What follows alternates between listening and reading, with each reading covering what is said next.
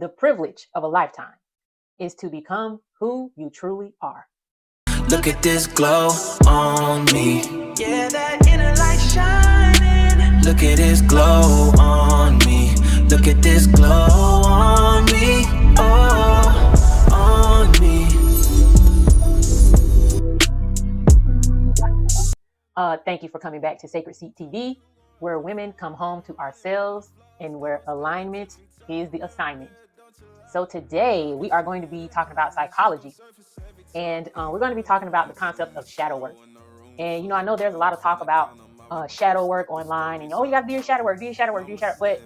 But what do you do after you have done said shadow work, or what is the process of doing your shadow work? So this is a quote by who I would call the spiritual psychologist. His name is Carl Jung. I think about the psyche, the self, as a house. And a foundation for that was reading the Bible. And in the Bible, in the New Testament, Jesus often refers to the house. And to me, the house is the self, the concept that you have of yourself, right? And thinking about that, that idea of yourself or your psyche, your subconscious being a house, right? That means that there are some dark places within this said house that either have not seen the light of day ever, or have not seen the light of day for a long time.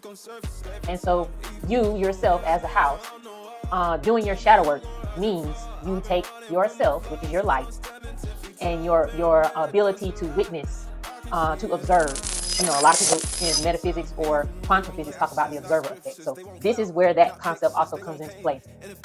And so in this house, this is a well-lit house. You have doors and windows. You have lights that are on all over the house.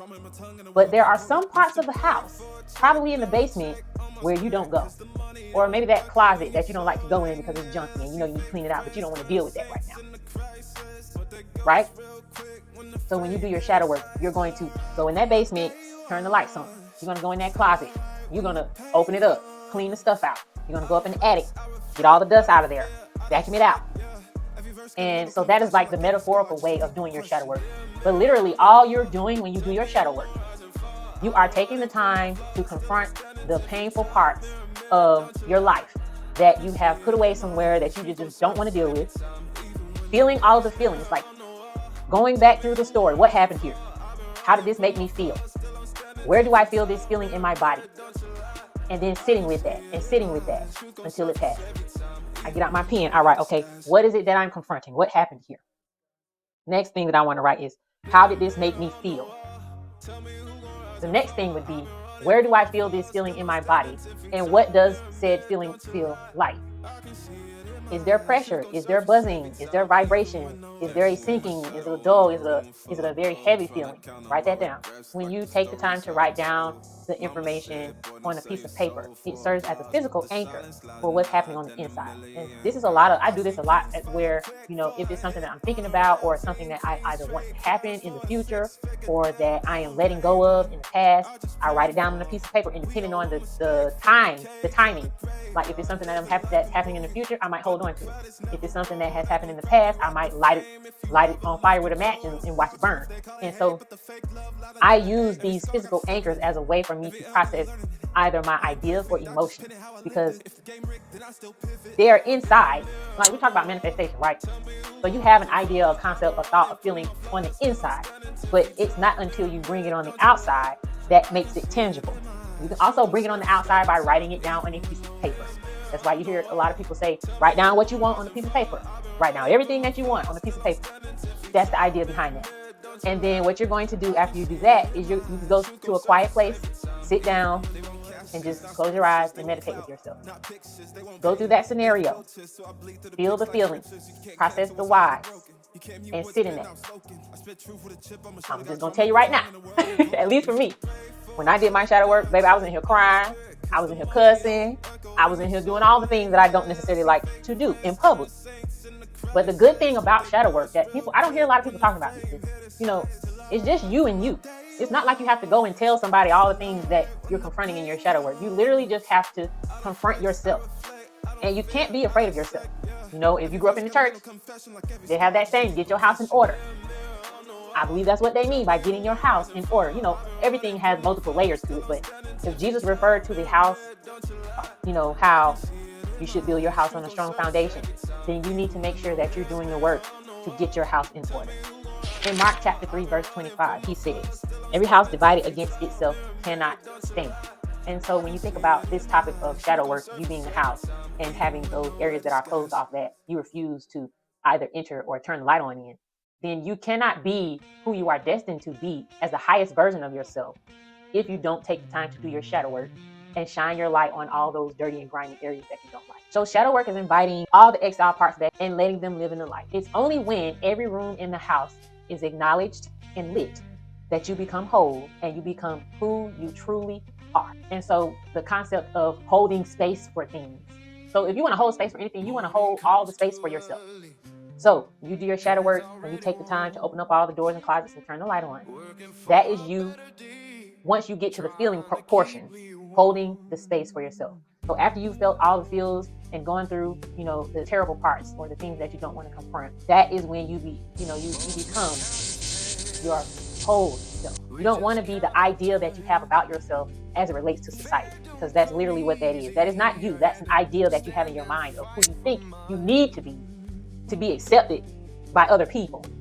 But the only acceptance that you need, baby, is to accept yourself.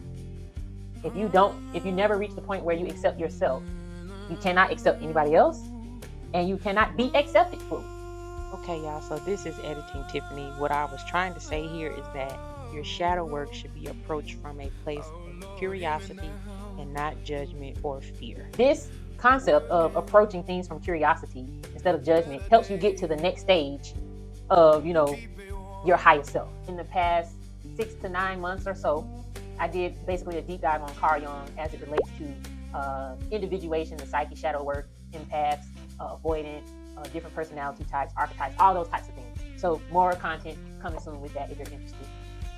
But Carl Jung, I call him the spiritual psychologist because he talks about spiritual ailments that are basically showing up and manifesting themselves in the physical. And if you know anything about African cosmology, that is a theme throughout the teachings there as well. If you know anything about hoodoo and voodoo and Santeria, and there's another one that I don't know the name of right at this moment.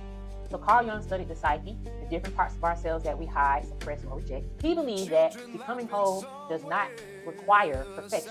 He believed that becoming whole just means facing all the parts of it, even the ones that are hard to look at. And so the quote at the beginning, if you are strong enough, brave enough, if you are seeking either alignment or the manifestation of your highest self, then this is the type of work that you need to do that. And that is why his quote says, it's the privilege of a lifetime to become who you truly are. It is just that, a privilege. And I would say, at least for me, when I came across Carl Jung, it's almost as if he was telling me my life story myself in a lot of the explanations that he had. And I'm like, oh wow, so that's me. So the thing that I realized is that the human condition is something that is already written. That's like a concept that we discuss a lot in Christianity, where, God knew you before you were a twinkle in your mother's eye. And typically there's this concept that your ancestors had already had you within their DNA before you were here. So that tells me that the human condition is already planned out.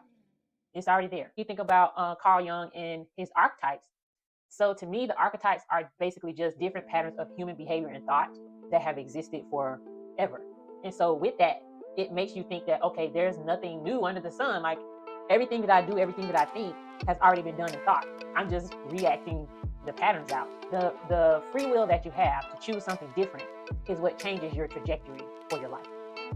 The process of you shining the light on it, making it known, feeling it, and sitting with it is integration. It's what he calls integration. And so if your house is divided, and you go in and you do all your work and you're cleaning and you turn the lights on, your house is now integrated. And so you have your whole self. And I want to talk a little bit about trauma. So trauma fragments your psyche because it is natural human behavior to survive. And if we feel like something is threatening our survival, then we will more than likely avoid that. And that is how we end up with the shadow in the first place. And so if you go in and do your shadow work, you are releasing the trauma. And so the part where you're feeling your emotions is where the release occurs. And also, when you write down what's happening, there's also a release that occurs there too. So I encourage that you do both things. The trauma that you experience is the part that makes you fragmented. And there's a spiritual concept to this as well, where you have a light body. You have your physical body, your spiritual body. You also have a light body. And there have been studies where people who experience a lot of trauma have holes in their aura, their light body, or the energy is either stagnant and not moving, or there are parts of the body that aren't even showing anything. And so that's why you want to take the time to do your shadow work. You want to be your whole self. You don't want to be fragmented. You don't want to be trauma filled, because the traumas that you have are things that you reenact in your life. And I believe that the pattern is we experience trauma to overcome it, right? And so you'll be looking around like, why do I continue to keep running across these same types of people with these same behavioral patterns? Because there's some trauma there that you have not addressed, that your higher self is calling you to work on.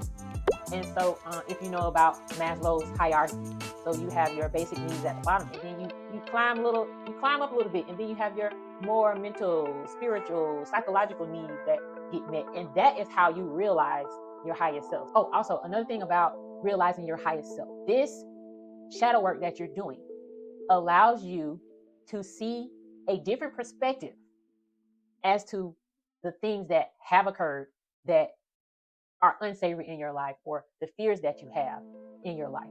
And it's almost like you confronting your shadow makes you, or forces you to have a different perspective on life and trauma. Because with every situation that you approach, you're learning something from that. Whether it be, it might feel terrible at the time or be very hard to deal with at the time, but hindsight's always 20/20, and 2, 3, 5 years down the line, you'll look back on it and be like, oh wow, I learned so much, or I gained this, or I found gold, like I talked about in the last video. I found some gold, some treasure that I can carry along with me for the rest of my life. This is perception alchemy. So this is how you change the way that you see the world and your life and who you are. And when you do that, it opens up so many doors. And we're not talking about changing it just for the sake of changing. We're talking about changing it so that you can see how there's a path that was being slowly but surely formed for you every step of the way. Talking about perception alchemy is basically you changing the bad into something that's helpful for either yourself or the collective unconscious. And I believe that is one of the purposes that we have here as a human being, is to, realize our highest self, so that everyone around us can be touched by the light that shines from them. And then they can realize, and then the people around them can also do it, and so forth and so on, until we are all ascended. That may be far-fetched, but that's how I see it. And so be a light worker, do your shadow work defiantly, with all due defiance. If you enjoyed this video, thank you so much for your support. If you made it this far, thank you so much for your support. And I'll look forward to seeing you in the next video. And thank you again for watching Sacred Seat TV.